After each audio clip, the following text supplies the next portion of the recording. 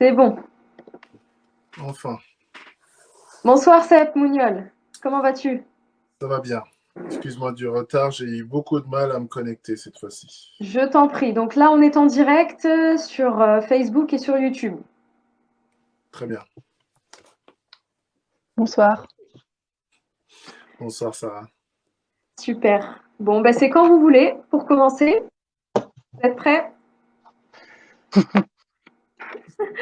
Ok. Go. Alors, bonsoir, bonsoir tout le monde. Merci d'être avec nous ce soir pour cette webconférence en direct sur la thématique de la respiration.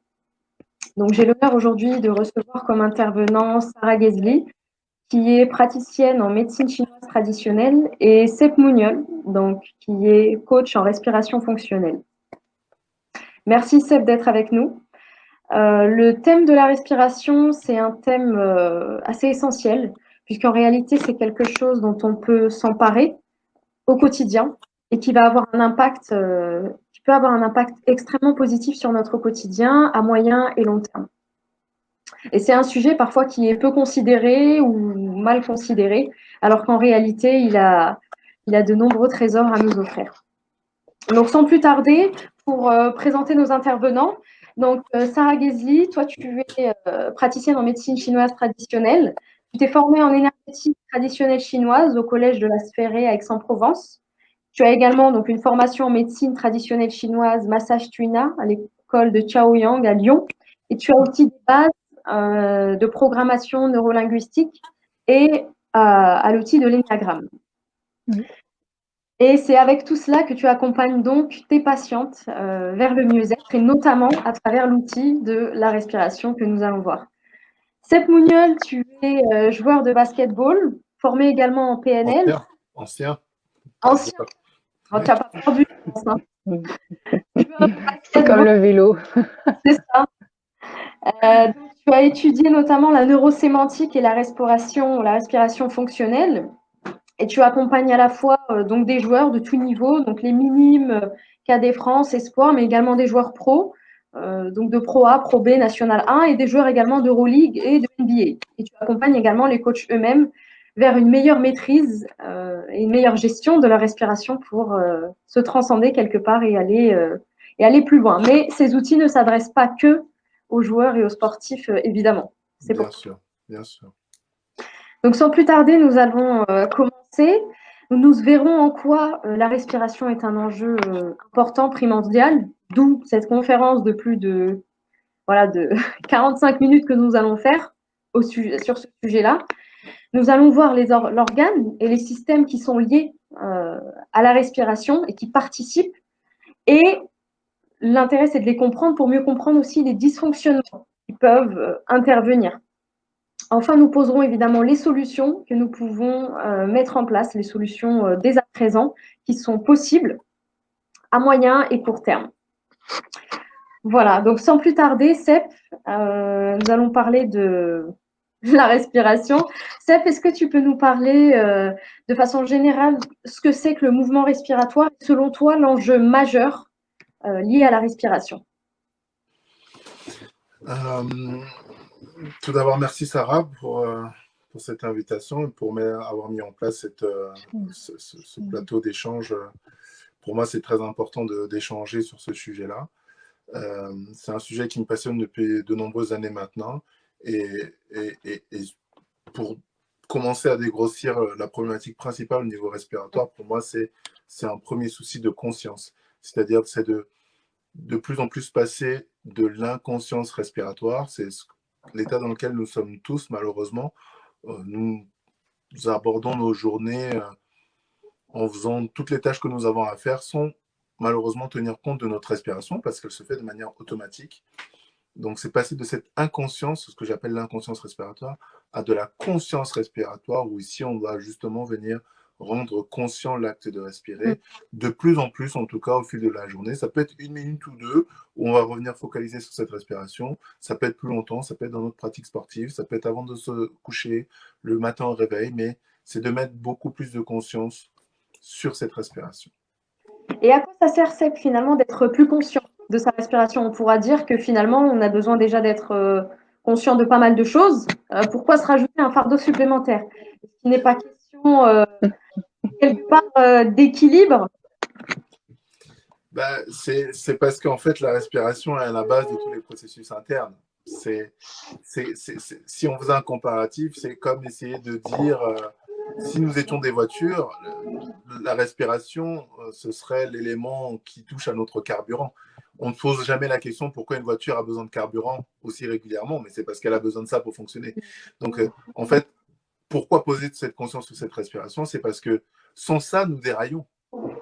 Sans ça, nous sommes fatigués. Sans ça, nous sommes de moins en moins en santé. Nous perdons en vitalité, nous perdons en énergie, nous perdons en faculté cognitive. Nous perdons si nous ne portons pas notre attention sur cette respiration.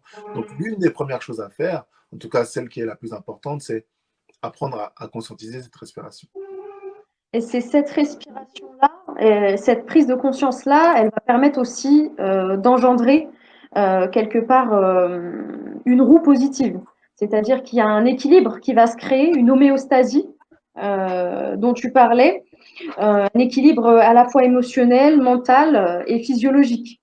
Donc, on va avoir tous ces plans-là qui vont être alignés. Mais évidemment, on en parlera plus en détail par la suite. Évidemment, les questions sont les bienvenues. Je ne l'ai pas dit au début de la conférence, mais vous pouvez poser vos questions en direct. C'est fait pour. La conférence est là pour mettre à votre disposition aussi des experts. Nous les prendrons, si possible, durant le cours de la conférence, si c'est possible. Sinon, le cas échéant, à la fin, durant une séance spécifique. Sarah, la respiration, qu'est-ce que c'est, selon toi, de ton point de vue, de ton rôle, de ton point de vue de praticienne en médecine chinoise, finalement le sens, peut-être d'un point de vue plus philosophique, ce contact intérieur-extérieur, cette relation aussi à l'énergie vitale, au qi, dont on parle, mais qui est en fait une notion générale. Oui. Alors, en fait, en médecine chinoise, on va parler que les poumons ont un rôle important dans la respiration. Et en fait, la respiration, elle est là pour... comme on le sait très bien, c'est un échange gazeux. Mais c'est pas que un échange gazeux. Si on veut imager les choses, on peut dire aussi que c'est un lien entre l'intérieur et l'extérieur. Une communication entre ce qui se passe à l'intérieur et ce qui se passe à l'extérieur. Alors attends, on m'entend bien? On t'entend très bien. Oui, parce que l'image elle est figée, donc je savais plus si c'était ok ou pas. Super. Ah, d'accord, super. Et donc c'est cette image-là aussi, mais bon, moi, pourquoi je suis amenée aussi dans mes séances à utiliser la respiration, c'est aussi parce qu'il y a aussi un grand rôle dans le drainage des organes internes. On va dire que la respiration, elle va vraiment permettre de recharger son système immunitaire. Parce que quand on va avoir justement ces respirations conscientes, comme l'expliquait Seb, eh bien, on a vraiment cette possibilité aussi de recharger ses batteries, qui est en médecine chinoise les reins. On a tous une batterie, comme si on reprend l'image de la voiture. Les batteries sont essentielles pour que la voiture elle fonctionne. Et donc quand on va aussi travailler sur cette respiration consciente, eh bien on va recharger les batteries et ça va permettre justement de refaire circuler et puis d'avoir ce qu'il faut pour pouvoir avoir ces échanges entre l'intérieur et l'extérieur, aussi bien au niveau physique que émotionnel. Et donc, c'est pour ça que j'invite aussi mes patientes à travailler là-dessus, parce que quand on va faire aussi une séance, on est là pour défaire les nœuds, les tensions. Et le fait de faire ce travail de respiration, eh bien, ça permet d'apporter de l'oxygène, un soutien pour pouvoir lâcher justement et pouvoir ensuite se sentir mieux. Donc, ce que l'on comprend ici, c'est que la respiration, ce n'est pas juste un mouvement de gonfler, dégonfler de ballons qui sont dans notre cage thoracique. En fait, c'est un mouvement qui est plus ample, c'est un mouvement auquel participent plus d'acteurs. Tu as parlé des reins, d'où aussi cet équilibre général qui va se créer et aussi cette diffusion générale de l'oxygène et quelque part de l'organisme. Donc, la respiration, c'est pas juste une porte d'entrée, c'est une porte d'entrée qui implique tout un réseau derrière et qui est primordial. Justement, dis-moi, Sarah. C'est une porte d'entrée et de sortie au final. Exactement.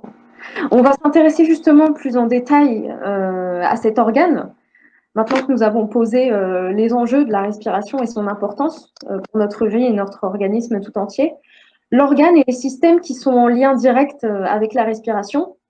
Alors évidemment, Sarah, il s'agit du poumon notamment. Oui, bien sûr. Le poumon, ce ministre d'État, si l'on reprend quelque part la métaphore du corps, puisque les Chinois, dans leur élaboration de cette philosophie, de cette médecine, en fait, ils ont élaboré sur l'observation de la nature et notamment sur l'observation de leur environnement, de leur pays à l'époque, et ont comparé le pays, le territoire à notre corps, avec le cœur et les poumons comme protecteurs de ce cœur.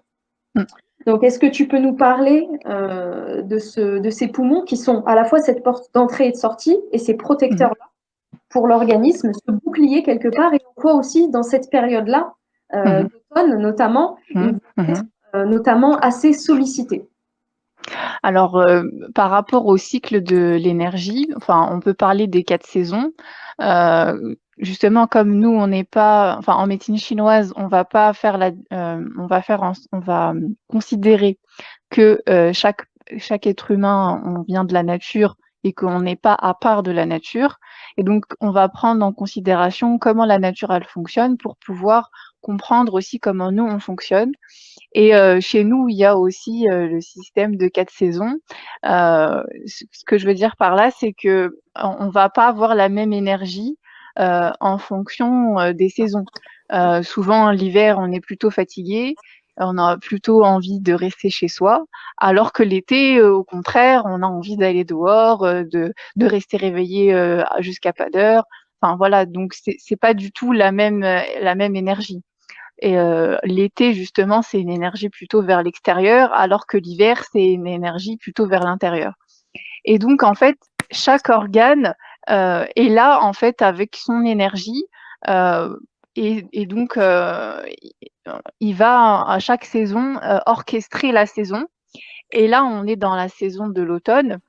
Je vais faire partager un visuel pour que l'on puisse bien comprendre ce dont tu es en train de parler, notamment. Ok. Oui. Alors, si tu partages ce visuel, il faut que j'explique alors. À l'automne, effectivement. Oui, mais je vais quand même rebobiner pour que ce soit vraiment bien clair pourquoi je fais le lien entre l'automne et les poumons, par exemple. Alors, en fait, comme j'expliquais, l'être humain est considéré venant de la nature, donc on a cherché à comprendre comment la nature fonctionnait pour ensuite faire un lien entre la nature et notre fonctionnement à nous. Et donc pour ça, ils ont pris 5 éléments principaux qui sont le bois, le feu, la terre, le métal et l'eau. Et ces 5 éléments-là sont associés à 5 organes principaux qui sont le bois associé au foie, le feu associé au cœur, la terre associée à la rate, le métal associé au poumon et l'eau associée au rein.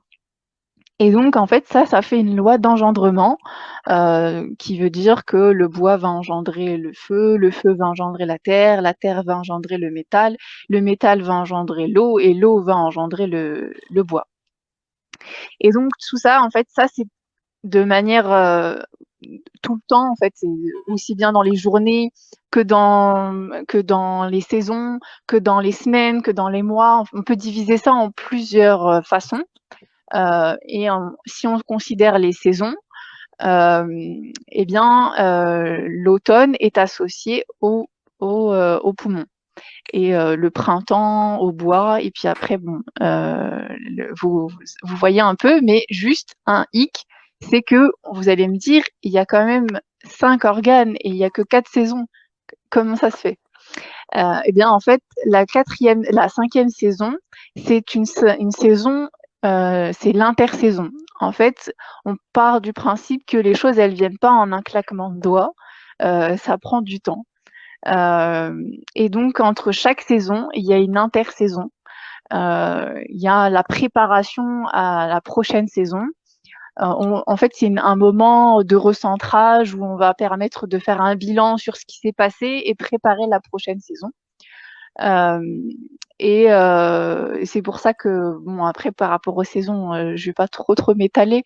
C'était surtout pour que vous soyez pas perdus sur le fait que l'automne est associé au poumon. Euh, et donc l'énergie du poumon cette saison-là est au maximum.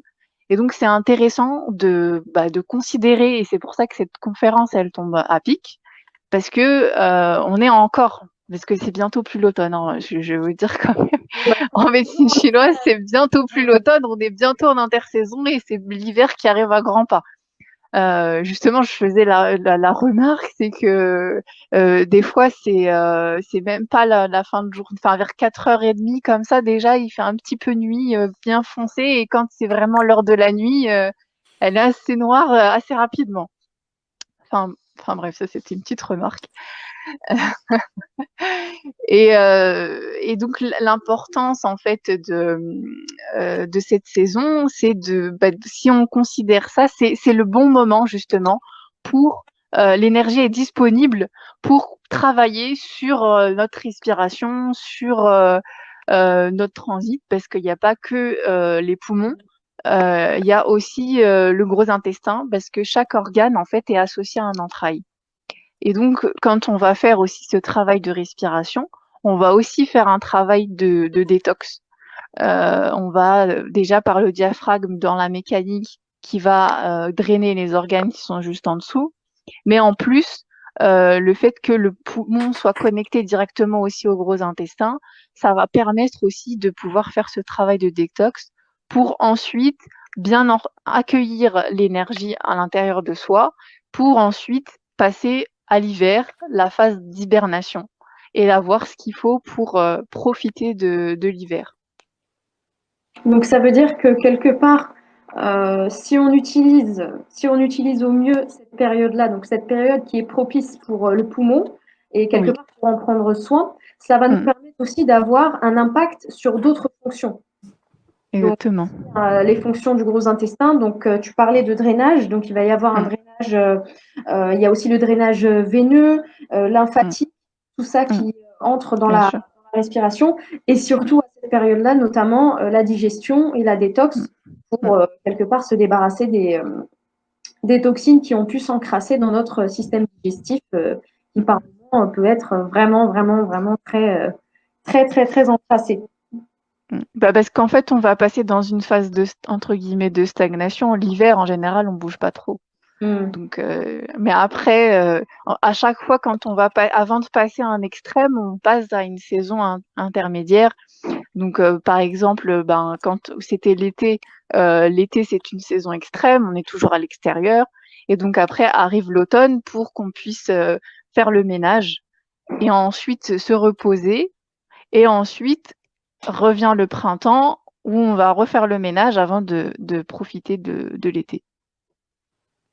Seb, par rapport aux poumons et par rapport au diaphragme, il y a également un autre angle de vue que l'on peut aborder. Donc, en ce qui concerne le lien entre les poumons et les autres fonctions du corps, notamment à travers le système nerveux, puisque le diaphragme va être commandé par évidemment le système nerveux, et il va y avoir un échange qui va être possible. Et finalement, ça va être une porte pour accéder à d'autres fonctions, notamment grâce au système sympathique et parasympathique. Est-ce que tu peux nous en dire plus? En fait, ce qu'il faut noter, c'est que notre système nerveux est un peu celui qui va contrôler tout ce qui se passe dans le corps au niveau automatique et au niveau, c'est-à-dire tous les processus qui sont automatiques qu'on n'a pas besoin de contrôler. Ce système nerveux va avoir deux parties. Il va avoir une partie qui est plutôt l'accélérateur du corps, qui est le système nerveux sympathique.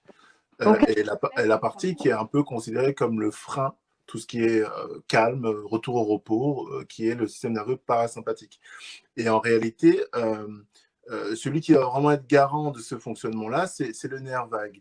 Et le nerf vague est connecté au diaphragme. C'est en cela, en fait, que notre respiration a un impact si grand sur notre corps, et ici on comprend sur notre système nerveux entièrement, parce que le nerf principal, le nerf vague, est connecté au diaphragme.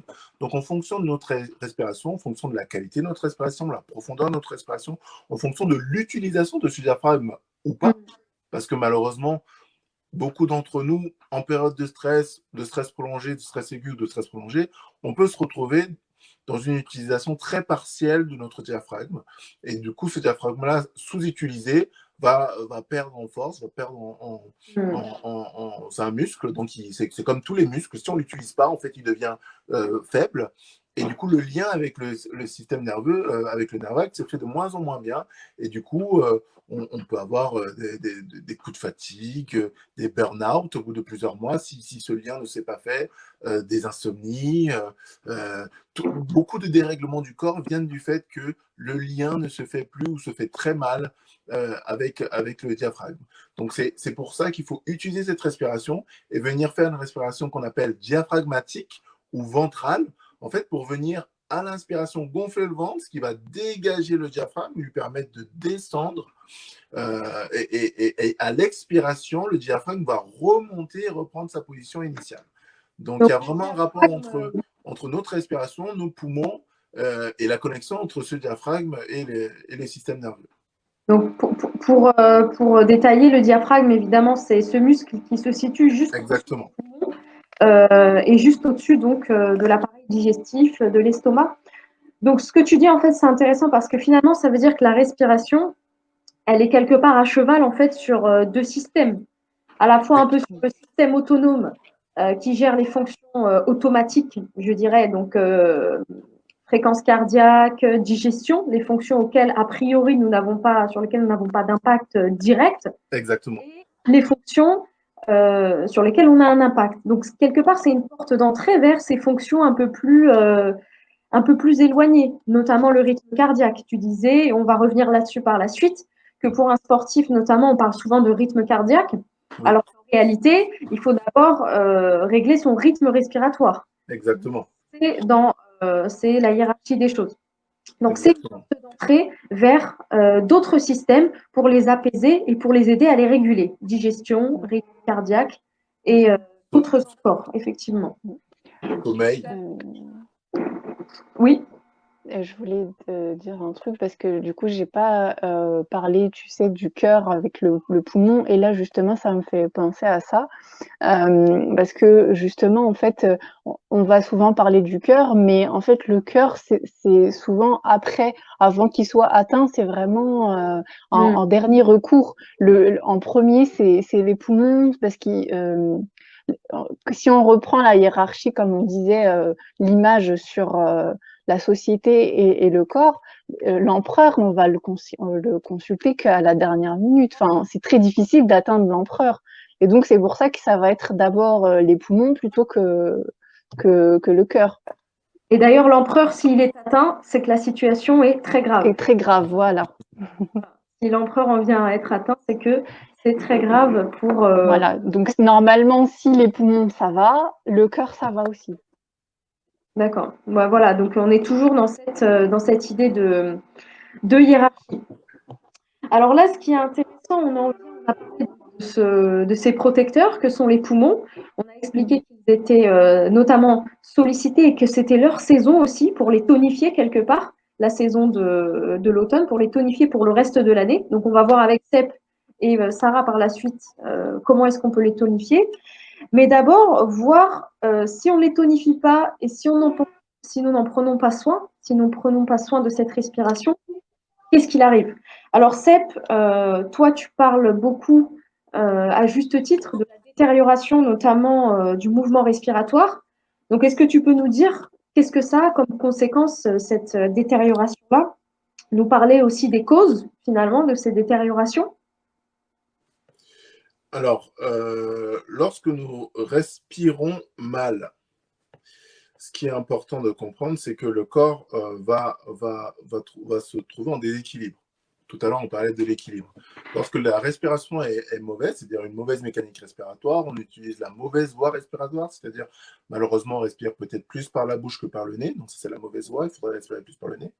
Si la mécanique n'est pas bonne, c'est-à-dire qu'on respire plus par la voie thoracique, en utilisant beaucoup plus le thorax qu'en réalité la voie basse pour engager le diaphragme, si tout ceci est déréglé, ce qui va se passer, c'est qu'on va créer plus de stress oxydatif. Le stress oxydatif, c'est quand l'oxygène se retrouve oxydé sur son terrain dans le corps et que du coup, on va créer beaucoup plus de stress. En réalité, si nous respirons mal, nous créons beaucoup plus de stress interne. Et ce stress va créer de manière beaucoup plus grande des radicaux libres. Et on connaît les radicaux libres parce qu'ils sont à la source de l'inflammation. Donc en fait, on va créer plus de stress oxydatif, qui va créer plus de radicaux libres, qui va créer plus d'inflammation. Et aujourd'hui, on sait que l'inflammation est à la base de 90-95% des maladies chroniques. C'est-à-dire que... Pour faire un zoom sur ce que tu dis d'abord avant que tu poursuives, parce que c'est hyper intéressant, tu parles donc mal respirer. Mal respirer, ça veut dire que notamment respirer majoritairement par la bouche. Donc, est-ce que tu peux revenir sur le fait de respirer sur le nez? En quoi respirer sur le nez va être plus bénéfique? C'est respirer par le nez. Par le nez. C'est-à-dire que le nez est l'organe de la respiration. D'accord. La bouche n'est pas, pour le corps, la bouche n'est pas un organe fait pour respirer. C'est un organe de secours au cas où on est en danger ou il y a quelque chose qui se passe. La bouche respire quand on est en zone de danger, de grand stress.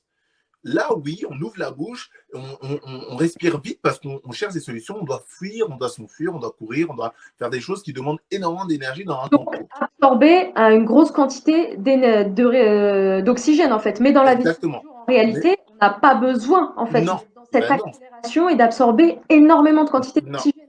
On peut tout à fait réguler ça avec le nez et de façon plus douce, je dirais, plus light et plus optimisée. C'est ce qu'on va voir après par la suite.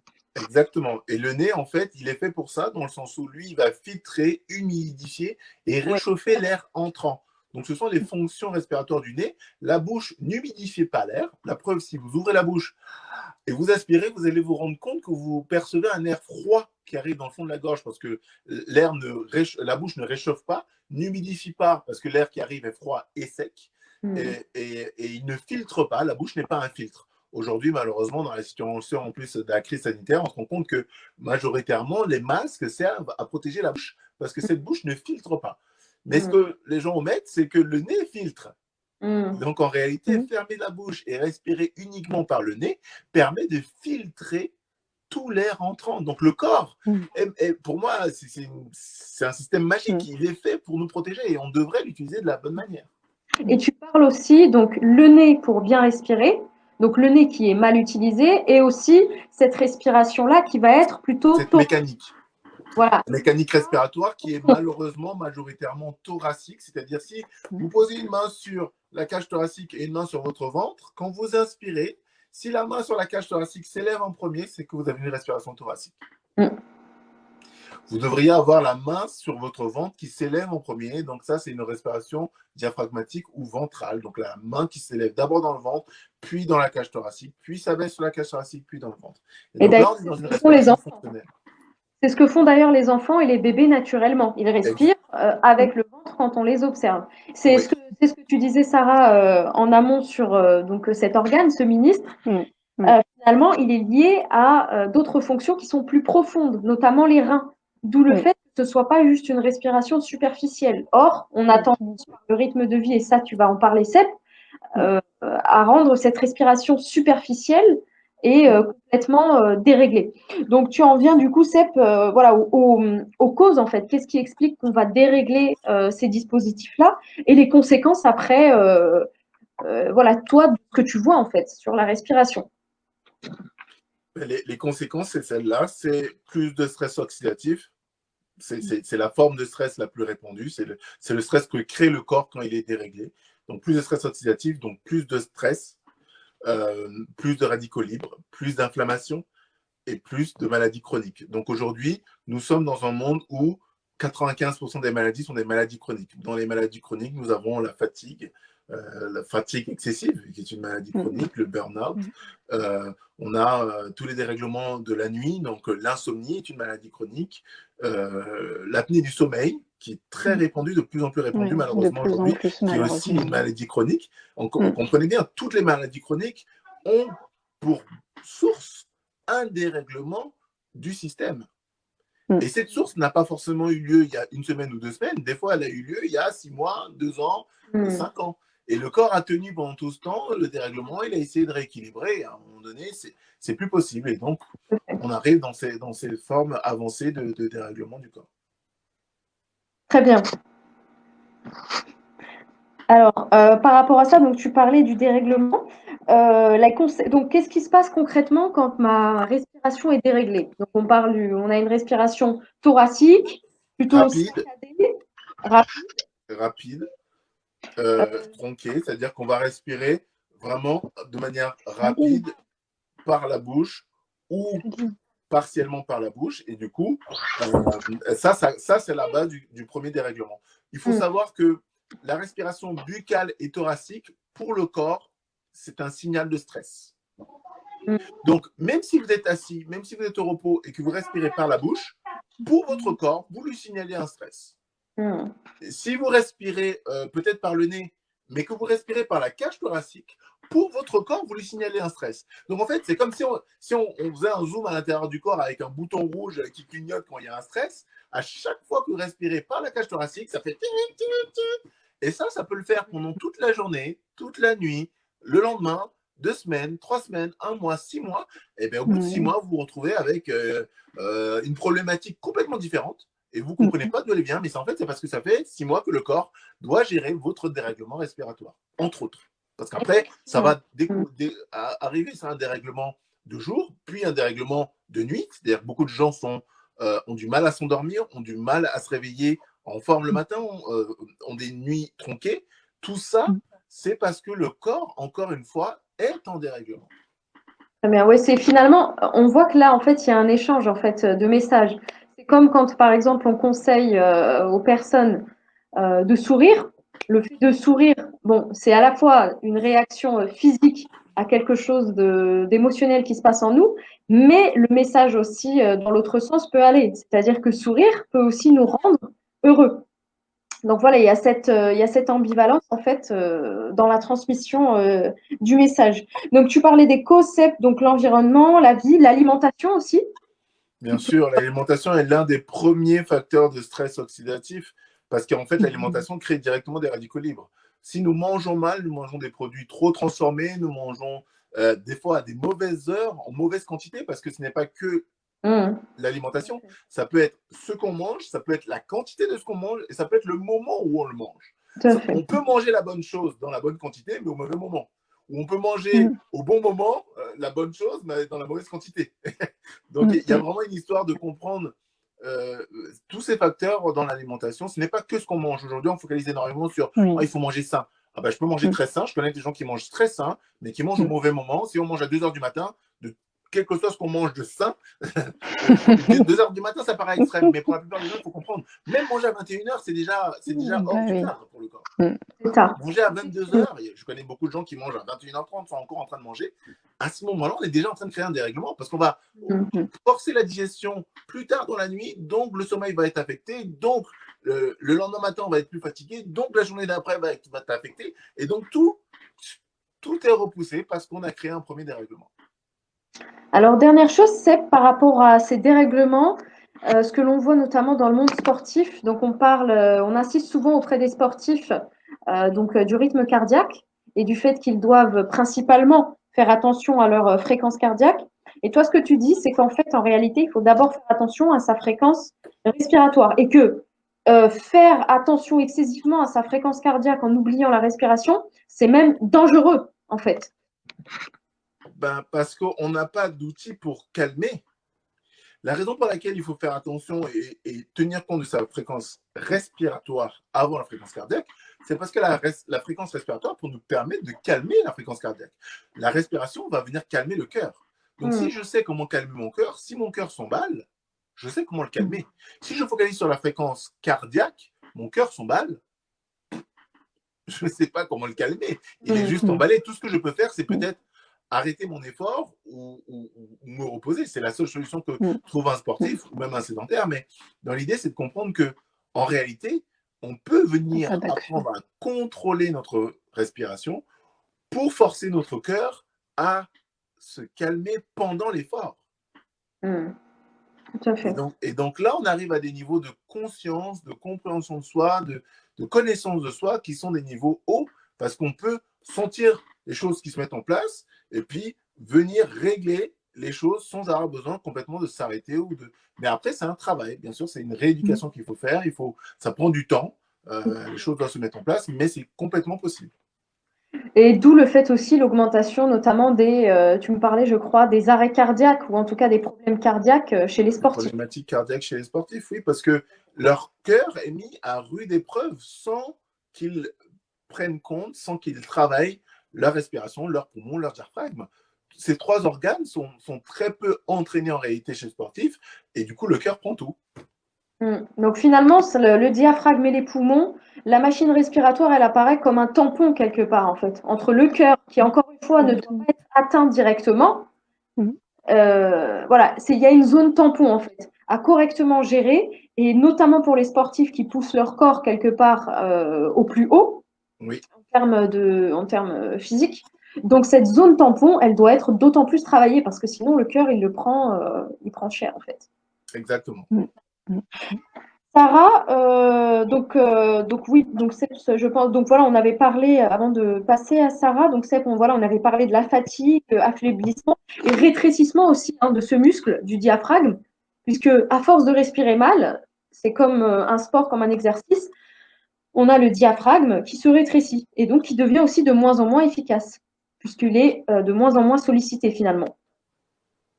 Exactement. Et ce qui se passe dans ce cas-là, c'est qu'il va pomper malheureusement plus d'oxygène, malgré qu'il soit le muscle le moins utilisé. C'est ce que les chercheurs ont remarqué, c'est-à-dire qu'à l'effort chez le sportif, un diaphragme faible va pomper plus d'oxygène pour son fonctionnement, alors qu'il ne fait pas grand-chose, parce que justement, il est affaibli. Donc, le corps va lui donner de l'oxygène à lui, alors que le corps aurait besoin de l'oxygène aux muscles, au cerveau, à l'effort. Et c'est pour ça que le sportif va être rapidement essoufflé, parce que son diaphragme est peu entraîné. Et donc, moi, je le vois dans mes séances, dans mon travail, quand j'entraîne, je rééduque un diaphragme et que je renforce un diaphragme, le sportif va avoir une récupération beaucoup plus rapide, va pouvoir produire des efforts beaucoup plus longs, sans être fatigué, sans être essoufflé, parce que son diaphragme devenant plus fort, il utilise moins d'oxygène. Donc ça, on va en parler par la suite évidemment des solutions. Alors une question donc de Maïsem, de quelle manière peut-on améliorer notre respiration pour passer à la respiration consciente? Donc ça, on va le voir évidemment par la suite. Avant cela, Sarah, donc les conséquences d'une mauvaise respiration finalement, d'une mauvaise oxygénation, c'est un chi, une énergie vitale qui finalement circule moins bien dans l'organisme. Fluide, le drainage, tout ça en fait circule moins bien. Cela crée des nœuds et va créer des blocages à différents niveaux. Est-ce que tu peux nous en parler? Alors oui, ça fait différents blocages aussi bien corporellement que émotionnellement. Corporellement, souvent, ça va être les côtes resserrées aussi, parce que justement, comme la respiration ne se fait plus de manière diaphragmatique, elle se fait plus thoracique, et bien le thorax, justement, il va être trop sollicité et ça va créer des tensions et des blocages. Et souvent, c'est dû par une surcharge de stress qui fait que la personne, elle va être très sollicitée et qui va faire qu'elle va plus prendre le temps de bien inspirer et de faire vraiment cette inspiration profonde et cette expiration qui va faire que il va avoir un resserrement au niveau des côtes. Pas plus tard que j'ai eu une passion comme ça, le harcèlement au travail, puis chantage au niveau du travail, et du coup, ça arrive souvent, le stress au travail, d'avoir des personnes qui ont justement des tensions, et puis c'est souvent qu'on ne s'en rend pas compte, on va dire que surtout quand ça va bien, donc c'est les vacances, on va dire, c'est bizarre, là ça va et là, ça va pas. Enfin, je suis dans un environnement où ça va et pourtant, le corps va s'exprimer d'une autre façon. Parce que c'est souvent quand on est en vacances que tout relâche et que les choses, elles viennent.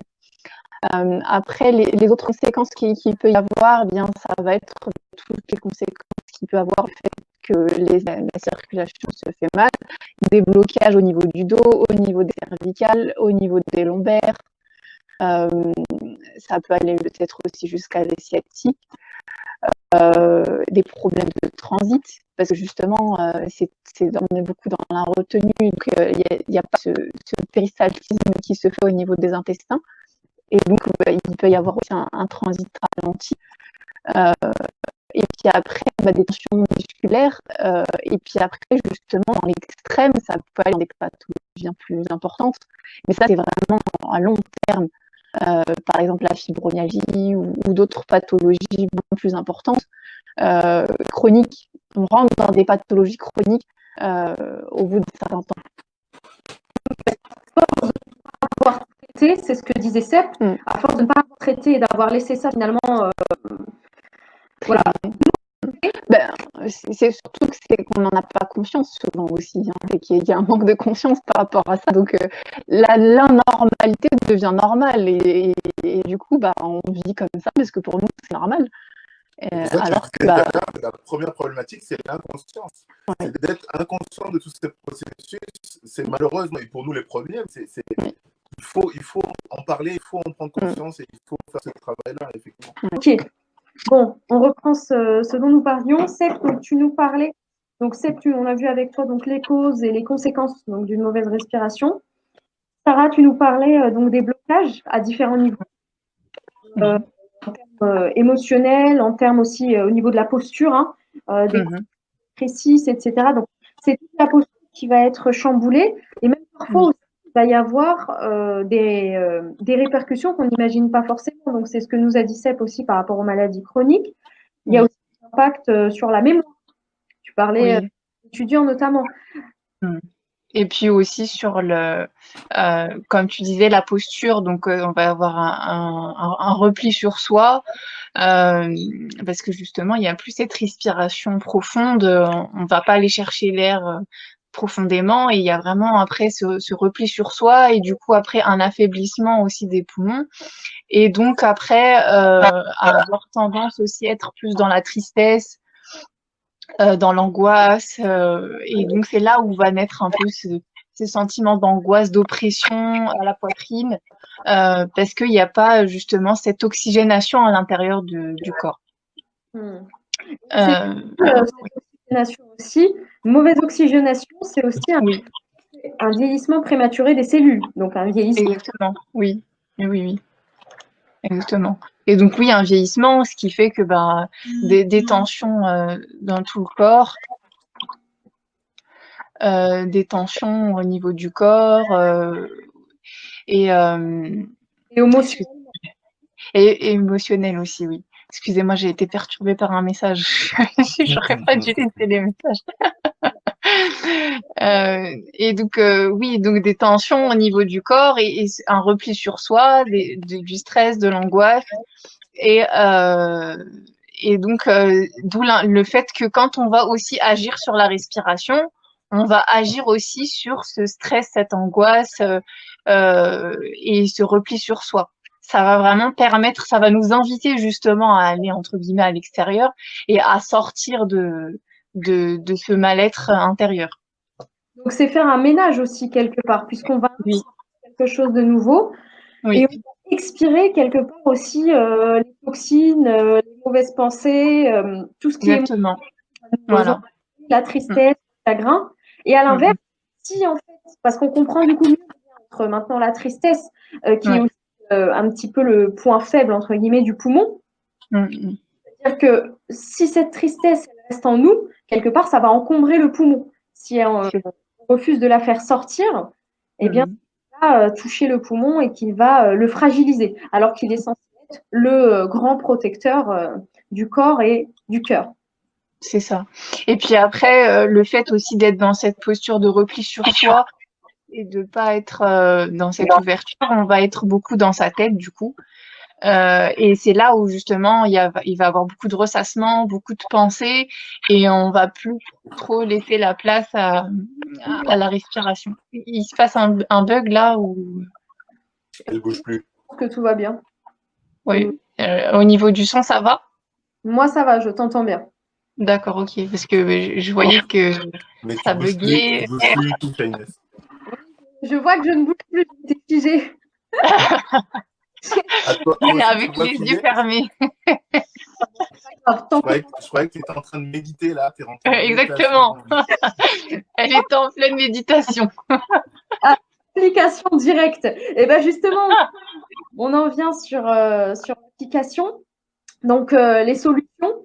Bon, je pense que Oui. ça va revenir très rapidement à la normale. Mhm. Au sujet de l'application et des solutions que l'on a, CEP, donc toi, tu parles de rééducation. Donc, d'abord, prendre conscience. Ça, déjà, c'est la première forme de rééducation. Et puis après, tu vas mettre en place aussi des exercices. C'est ça.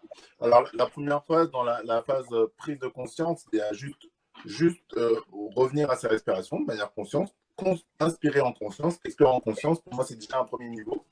Ensuite, venir améliorer sa mécanique, c'est-à-dire utiliser ce ventre, faire cette respiration diaphragmatique pour engager le diaphragme. Donc ça, c'est important aussi. Et c'est pour ça que la respiration, la méditation est un exercice d'ailleurs aussi intéressant parce qu'en fait, quand on veut méditer, on est obligé de conscientiser sa respiration et de venir la calmer et de jouer avec cette respiration. Donc, c'est en ça que dans cette partie-là, je vais intégrer des outils de méditation. Mais après, on va venir améliorer, approfondir notre respiration, pouvoir par exemple étirer notre respiration jusqu'à une fréquence de plus en plus basse. C'est-à-dire qu'au repos, normalement, nous avons une fréquence respiratoire entre 15 et 20 respirations par minute. Moi, j'emmène les gens avec lesquels je travaille à respirer jusqu'à une respiration par minute. C'est une fréquence respiratoire qui est très basse. Et cette fréquence respiratoire permet au corps, justement, de se réoxygéner, de se réaligner, de se rééquilibrer. Et c'est des exercices qu'on peut pratiquer à la maison assez facilement. Donc là, tu parles évidemment, donc tu utilises la respiration dite abdominale par le ventre. Donc là, il y a un schéma qui explique en quoi il s'agit surtout, on a besoin de sentir notre ventre gonfler et dégonfler finalement. C'est de là que va venir la respiration, elle va être profonde. Et tu parles aussi, pour en arriver à justement ce rythme-là, à abaisser ce rythme de respiration, cela veut dire quelque part que tu vas mettre en place aussi des exercices d'apnée. Et donc là, tu vas nous expliquer en quoi l'apnée va nous aider à mieux respirer justement. En fait, oui, effectivement, l'un des premiers exercices qu'on va faire, qu'on va travailler, qu'on va rééduquer cette respiration, c'est nous apprendre à baisser notre fréquence respiratoire. En réalité, nous apprendre à inspirer plus longtemps, expirer plus longtemps. Et plus on va travailler dans cette direction, plus on va réussir à aller loin dans ce travail-là, plus on va tendre vers un travail qui va nous amener à de l'apnée, une apnée spécifique, c'est-à-dire une apnée après expiration. C'est celle que je pratique le plus. En fait, on va inspirer, expirer, puis produire cette apnée. Parce que à ce moment-là, les échanges gazeux sont optimales pour nous permettre de mieux oxygéner notre corps. Alors en réalité, on n'est pas vraiment en apnée en fait, puisque en réalité, c'est-à-dire que le corps a toujours besoin et se nourrit toujours d'oxygène. Mais en fait, ce qui se passe, c'est que le fait d'arrêter d'inspirer, d'expirer va obliger le corps à utiliser mieux et de façon optimale les dernières réserves d'oxygène. Quand on expire, dans l'expiration, en fait, on ne rejette pas tout l'oxygène. Il en reste toujours un peu. Donc, le fond de ton travail, finalement, c'est comment est-ce que je réussis à utiliser cet oxygène au mieux, de façon optimisée, pour justement, en fait, oxygéner au mieux et gagner en amplitude et justement, et quelque part, étirer cette respiration. Plus je l'étire, mieux je peux respirer avec le nez et quelque part, plus je suis apaisée et je suis zen. Je ne suis pas en train de... Je n'ai pas une respiration comme un... Et plus je vais gérer mon stress oxydatif. Rappelez-vous, tout à l'heure, on a parlé de stress oxydatif. C'est-à-dire que plus je vais respirer profondément, plus je vais avoir une fréquence respiratoire basse, moins j'aurai de stress oxydatif, moins je vais produire de radicaux libres, plus je vais gérer mes inflammations et je vais m'éloigner de tout ce qui est maladie chronique. bien sûr, ça ne se fait pas en deux secondes ou en deux respirations. Ça se fait au fil des semaines, des mois et même des années pour renverser la balance. Et ce n'est pas le seul facteur à utiliser, mais c'est un des facteurs qui va venir permettre au corps de sortir du cercle vicieux qui nous amène à la maladie chronique et nous faire rentrer dans le cercle vertueux qui nous amène vers l'énergie, la vitalité et la santé. Très bien. Donc, tu parles donc d'exercices d'apnée. Seb, donc tu as travaillé avec plusieurs personnes, donc notamment des joueurs. Qu'est-ce que tu as vu quels sont les résultats quelque part les plus remarquables que tu as pu constater à la fois avec les joueurs, mais avec les gens aussi dans leur vie de tous les jours, puisque ça s'adresse à tout le monde. Bien sûr. Alors, j'ai deux exemples. J'ai deux exemples parlants. Dans la vie de tous les jours, j'ai une personne que j'ai accompagnée qui était très colérique, c'est-à-dire qui s'énervait très souvent. Donc, forcément, quand elle s'est mise à observer ses montées en pression, elle s'est rendue compte que son cœur s'accélérait énormément. Donc, elle était en capacité de me dire, j'ai mon rythme cardiaque qui s'accélère.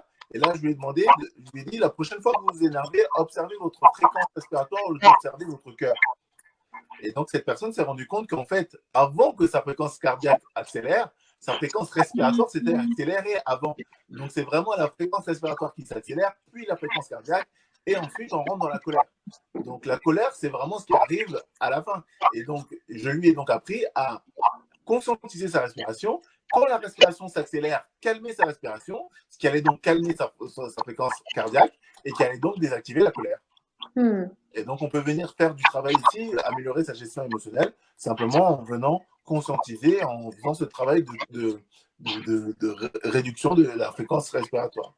Un deuxième exemple chez les sportifs qui est intéressant, j'ai travaillé avec un joueur de foot de Ligue 1 qui avait une myocardite, c'est-à-dire une faiblesse du muscle du cœur. Donc, il a été arrêté 6 mois parce que, avec une myocardite, on ne peut pas jouer au foot, on ne peut pas produire d'efforts intenses dans ce sport. Et du coup, moi, j'ai travaillé avec lui pendant quelques semaines en exercice respiratoire au sol, sans effort. Et après, il a fait des exercices respiratoires en réduction de la fréquence respiratoire juste en marchant et en trottinant. Et en fait, quand il est revenu s'entraîner quelques semaines, quelques mois plus tard, en fait, il a battu tous ses records d'endurance, de VO2 max et de VMA. Et les coachs ne comprenaient pas comment il a pu arriver à ce résultat alors qu'il était censé ne pas s'entraîner. Et il leur a dit, mais je ne me suis pas entraîné, je n'ai pas couru pendant tout ce temps. C'est juste que j'ai entraîné ma respiration et du coup, à l'effort, il était en capacité de réduire sa fréquence respiratoire et du coup, son cœur n'était pas impacté par son effort. D'accord. Donc, en fait, déjà, dans un premier temps, que ce soit pour les sportifs, donc là, ce qui est éloquent dans ton exemple, c'est que ce sportif-là, en l'occurrence, ne pouvait pas s'entraîner. Donc, il n'était pas en train de faire des exercices importants. Ça veut dire que même nous, en fait, dans notre quotidien, qui ne sommes pas forcément sportifs de haut niveau, simplement déjà prendre conscience de sa respiration, respirer par le nez, ça déjà, ça va nous améliorer les choses et ça va nous permettre d'aller. Oups. On l'a perdu, Sarah. Oh, on a perdu Shaïnez. J'adore, je t'entends pas, mais plus elle. Toujours avec vous. Très, très, très bien. Merci pour ces précieuses informations. Sarah, oui. Évidemment aussi, tu peux aider les personnes dans ta pratique à améliorer sa respiration. D'abord aussi, on avait parlé évidemment de cet organe. En premier lieu, on peut d'abord le tonifier quelque part, l'aider à se renforcer, puisque c'est un bouton, donc l'aider à se renforcer. On peut l'aider à se renforcer et comment ensuite prévenir, le protéger. Oui. Alors, comment on peut l'aider à se renforcer? Déjà, rien qu'en faisant ces exercices de respiration abdominale, ça va le tonifier. Après, bien sûr, quand on va travailler aussi sur le transit, ça va aussi faciliter le moindre déchet, donc ça va aider à une bonne respiration.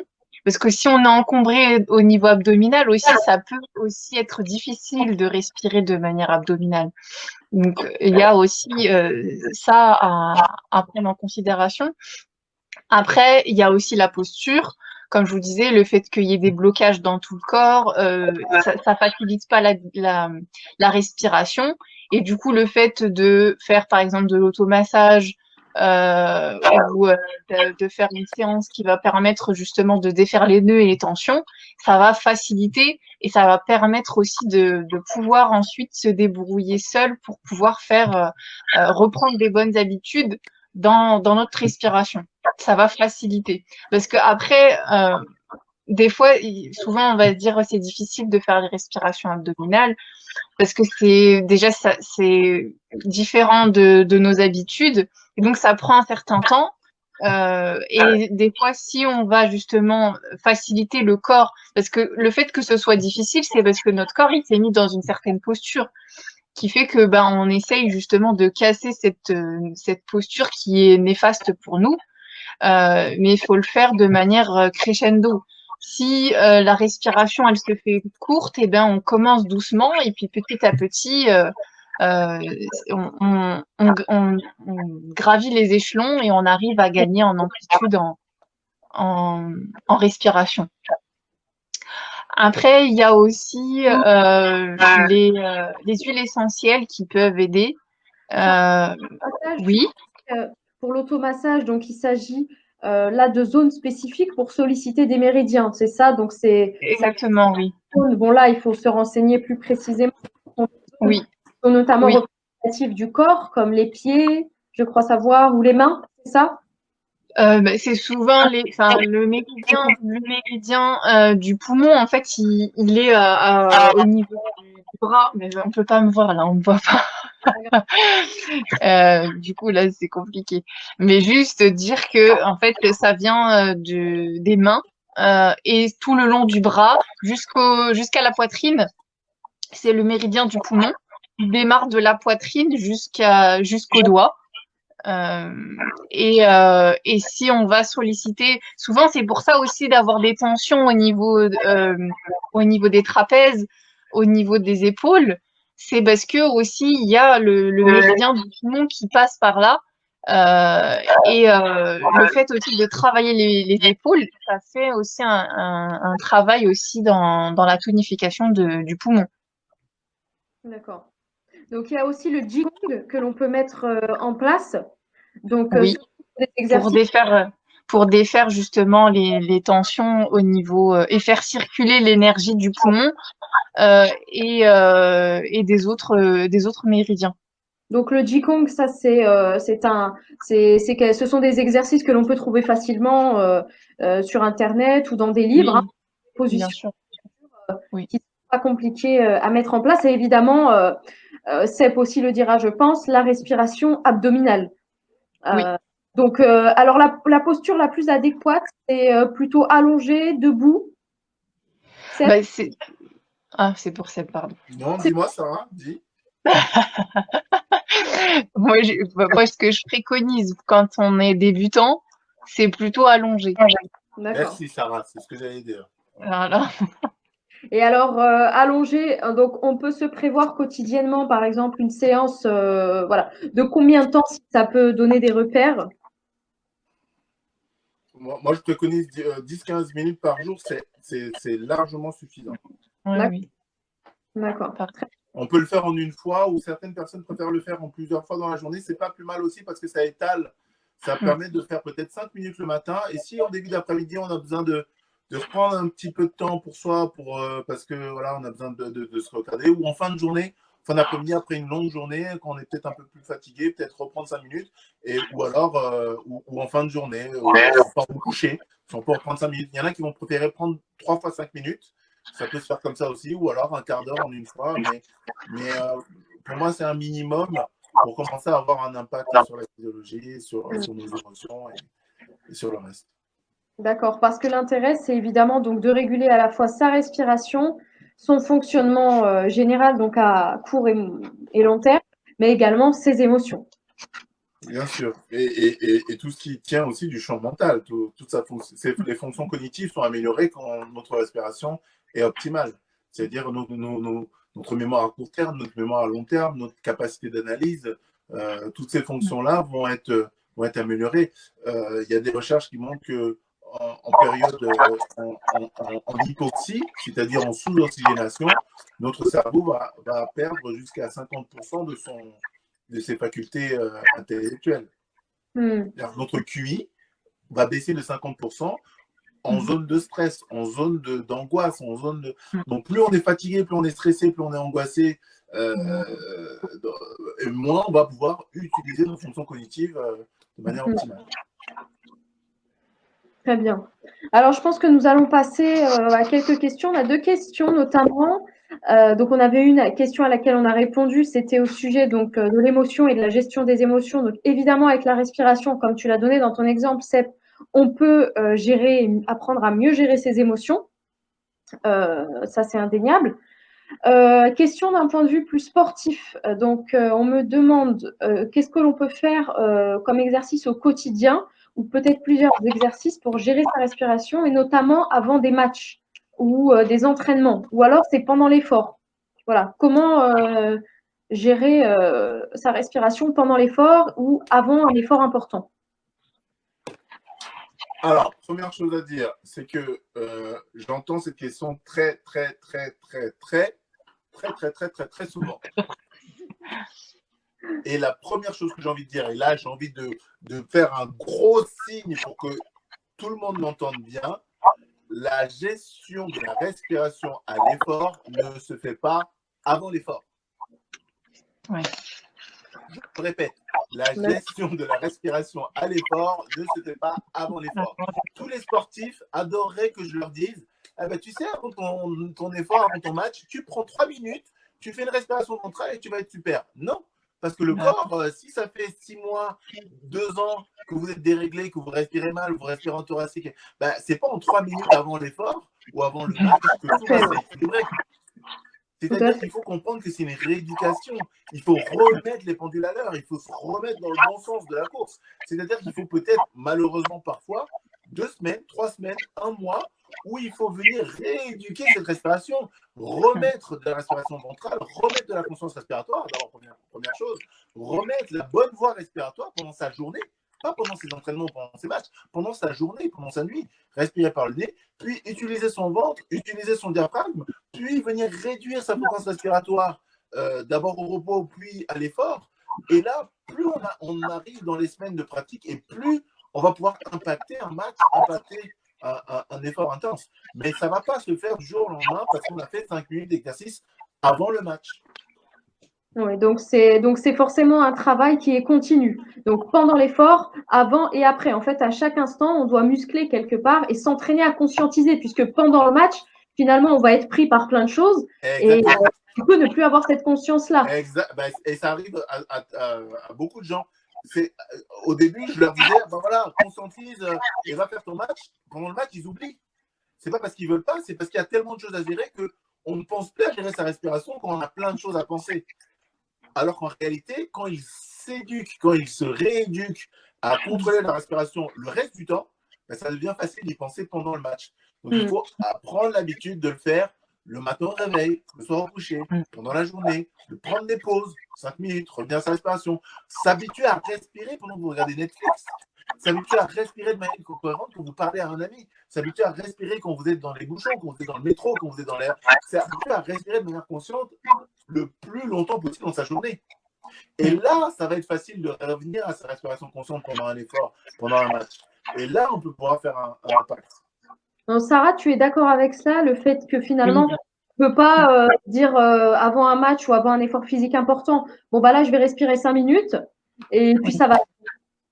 Bah, c'est surtout que, en fait, c'est comme si, ce que j'ai bien compris, c'est d'apprendre une nouvelle chose sur le tas en même temps que tu es en activité. C'est quelque chose qui se travaille en amont pour avoir déjà l'automatisme un minimum pour que quand ça arrive, ben, on est déjà disponible pour le faire, quoi. Exactement. Et il faut laisser enfin, sinon, ça fait une trop grosse sollicitation et le corps, après, il va pas suivre. Et ça va être plus néfaste que positif au final. Exactement. Et ça, c'est déjà arrivé. J'ai des sportifs qui m'ont écrit en me disant ben, moi, j'ai essayé pendant mon match de respirer par le nez, de faire ci, de faire ça. J'ai pas réussi, j'étais fatigué. Mais Ah oui, c'est normal. c'est comme si vous n'avez jamais fait de vélo. Vous ne savez pas faire de Oui. vélo. Et moi, je vous mets sur un vélo sur l'autoroute et je vous envoie à 180 km/h. C'est impossible. Vous n'allez pas y Bah arriver. oui. Il faut d'abord s'entraîner au repos, d'abord s'entraîner au calme, chez soi, utiliser son ventre pendant 2-3 minutes, 5 minutes, 10 minutes, s'habituer à faire ce travail. Et il y a des étapes. Et c'est pour ça que j'ai créé une formation que j'ai mise en ligne sur mon site internet pour donner des étapes simples pour pouvoir arriver à ce niveau-là. On ne va pas y arriver du jour au lendemain. Malheureusement, il n'y a pas de formule magique. Le corps ne fonctionne pas comme ça. Tout à fait. Mais ce que j'ai envie de dire, c'est qu'il faut être gentil aussi avec soi. Des fois, on a envie que les choses elles viennent en un claquement de doigts, mais chaque chose vient progressivement et pas en un claquement de doigts. Alors justement, j'y viens. Merci Sarah de nous rappeler la bienveillance envers nous-mêmes et que c'est d'abord aussi quelque part du fait d'avancer, la bienveillance envers toi. Bien sûr. Tu nous parlais, j'aimerais que tu présentes aussi le travail que tu fais pour ceux qui souhaitent aller plus loin. Donc du process que tu as mis en place. Donc c'est la méthode Stato, voilà, et qui englobe tout ton travail respiratoire et que tu proposes aux autres, puisque l'intérêt aussi de ces conférences, c'est de mettre à disposition et de faire connaître des experts dans les domaines importants. Oui, la méthode Stato, c'est la méthode que j'ai créée il y a 8 ans. Je l'ai créée en 2012. Alors, je l'améliore, je la développe depuis cette année-là. Et en fait, elle est centrée sur de la conscience respiratoire parce que c'est encore une fois au centre de tout. Et en fait, elle est encadrée par d'autres éléments, c'est-à-dire il y a 5 éléments. Il y a la méditation, c'est-à-dire, encore une fois, être capable de se calmer, de se centrer, de revenir à sa respiration et de prendre des temps de méditation dans sa journée. Pour moi, c'est très, très, très important. Dans le deuxième temps, c'est le sommeil. Comprendre que l'impact de notre sommeil sur notre santé, sur notre vitalité, sur notre journée est tellement important. On doit comprendre comment nous dormons et nous ne dormons pas tous de la même manière. On n'a pas besoin tous du même nombre d'heures de sommeil. Nous devons comprendre comment nous dormons, à quelle heure nous aimons nous coucher, à quelle heure nous devons nous réveiller pour nous sentir bien, plein d'énergie. Donc le sommeil est très important et surtout comprendre la respiration durant la nuit. Notre respiration nocturne va vraiment impacter notre vitalité, notre énergie durant la journée. Le troisième point, c'est bien sûr ici la pratique sportive. Le sport, quel qu'il soit, que ce soit de la marche, de la nage, du foot, du volley ou je ne sais quel autre sport, ou du yoga, du pilates, même du qigong, c'est aussi des pratiques, pour moi, corporelles, sportives, ont pour but de venir activer le système. Et si on y implique notre respiration, encore une fois, on peut aller vers plus de santé et d'énergie. Et enfin, c'est l'alimentation. Mais si ce n'est pas l'alimentation sous le point de vue de la nutrition, mais vraiment l'alimentation sous le point de vue énergétique, c'est-à-dire l'attention aux jeûnes intermittents. Parce que, encore une fois, plus on va aller dans cette direction, plus le corps aura de la facilité à respirer, à s'oxygéner, et on va réussir à faire un ménage, une détox vraiment beaucoup plus profonde qui nous permettra d'être, encore une fois, en meilleure santé. Donc, en fait, c'est ces 5 éléments que j'ai mis en place, avec lesquels j'ai créé cette méthode pour accompagner tout un chacun. Je te remercie, Sep. Sarah, toi aussi, tu proposes donc d'accompagner tes patientes vers le mieux-être et notamment à travers aussi des ateliers que tu animes dans ton cabinet. Oui, donc en fait, les ateliers, c'est plus un travail de prévention, justement, pour prendre conscience de tout ça. Et autre chose, c'est-à-dire déjà le rythme des saisons, aussi considérer comment notre corps fonctionne, et aussi l'importance aussi de l'alimentation. D'ailleurs, je veux juste rebondir deux petites minutes par rapport à la tonification des poumons, par rapport à l'alimentation. Les aliments qui sont de saveur piquante et plutôt blancs, par exemple le poireau, le navet, c'est des aliments qui vont permettre justement aussi de tonifier les poumons. Et justement, durant les ateliers, à chaque fois, je vais proposer les aliments qui vont permettre de tonifier l'organe de la saison et aussi une séance d'automassage et de méditation. Donc, c'est l'occasion aussi d'apprendre et de repartir avec des outils pour prendre soin de soi au quotidien. Ça, c'est pour les saisons. Après, moi, je suis aussi très à travailler avec les femmes. Donc, je vais aussi travailler sur proposer des solutions par rapport au cycle féminin, que souvent vont voir ça comme un fardeau. Justement, la respiration va bien aider aussi pour gérer les douleurs et la circulation. Et pendant l'atelier, on va aussi travailler la respiration et la méditation et l'automassage liés à ce phénomène. Et ensuite, ce que je propose, c'est des séances en individuel pour faire un bilan justement et voir vraiment les causes de nos maux physiques et mettre des mots M-O-T-S dessus. Voilà. MOTS. Oui, M-O-T-S. Eh bien, je te remercie, Sarah. Sarah Ghezli, je te remercie pour ta présence. Merci à toi. Merci aussi à toi. Nous avons eu ce petit souci technique, mais ça ne nous a pas empêché de terminer. Jusqu'au bout, on a tenu. Non, je rigole. Terminer cette conférence. de ma préparer ce On travail. n'était pas en apnée. Non, j'étais pas en apnée, même si je ne bouge pas. Je ne suis pas en apnée. Alors, merci encore à vous et puis j'espère à très vite pour peut-être une prochaine conférence sur un prochain sujet. Voilà. Avec plaisir. Merci beaucoup, Shainès. Merci à toi. Merci. Au revoir. À bientôt. Au revoir.